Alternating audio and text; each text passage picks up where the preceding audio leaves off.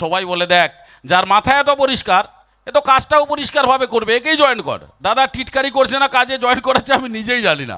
তবে একটা কথা বলি, আমি শুধু একা পরিষ্কার করি না, আমার বউও মাঝে মধ্যে পরিষ্কার করে দেয়। হ্যাঁ বৌদিরা, হাসার কোনো কারণ নেই। কেননা আপনারা ভাবছেন যে বৌদি কি টাক পরিষ্কার করে? না বৌদি, না দাদা, আমার বউ টাক পরিষ্কার করে না। পরশুদিন ঘুম থেকে উঠে দেখে আমার মোটা মানি ব্যাগটা গোটা পরিষ্কার করে দিয়েছে। বৌদি আরও হাসাটা, এটা একটা ব্যবহার, মানে আমার পরিষ্কার করছে, আপনারা কী করবেন? এখন তো 70% এইভাবে হচ্ছে। আর একটা কথা বলি, অনেকে আবার বলবেন যে সমুদা আজকের প্রথমেই বৌদিমণিকে দিয়ে অনুষ্ঠান শুরু করলেন।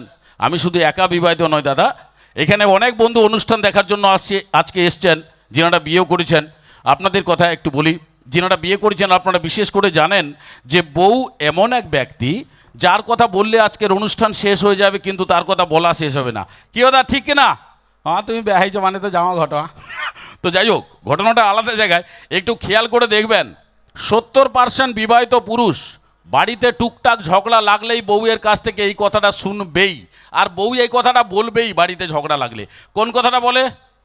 তোমাকে বেহাই আমার জীবনটা বরবাদি হালা, তোমাকে বেয়া নাই আমাকে প্রথম যে দেখতে আসতলা তাকু যদি বেহাইতি আজকে আমি স্ট্যান্ড হইতি। দাদা, সে প্রথম কে এমন মহাপুরুষ দেখতে যায় তার সঙ্গেই না হয়।